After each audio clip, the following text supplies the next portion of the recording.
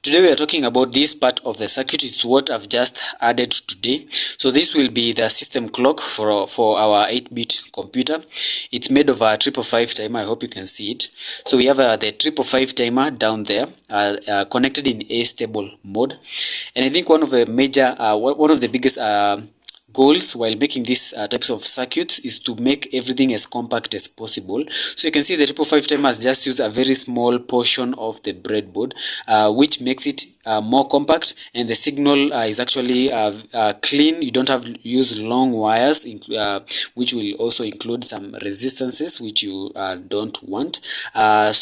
The 555 timer has just used a very small portion of the breadboard. It also creates some space because this circuit is going to be very big. We are of course going to add other breadboards, but we need to use the spaces that we have as good as possible. You can remember this IC yesterday was here. I've just decided to take it there. I will connect it later. It's a bilateral switch. We're going to talk about it next time.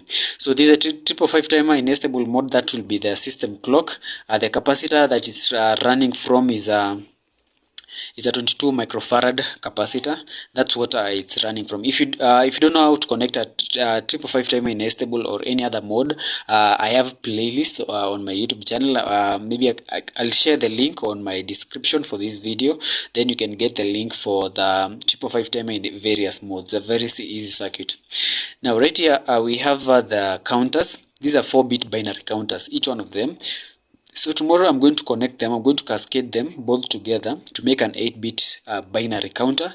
This is what we're going to use as the program counter, which will just connect the output to the address lines, input address lines of our RAM. Also the input address lines yesterday we talked about, and we said we have connected them to these deep switches. These deep switches, we're going to only use them when we are programming the RAM. But any other time the addresses will be connected to the program counter. The program counter is what is going to drive the RAM. This is what we're going to do tomorrow. So today I just added the system clock.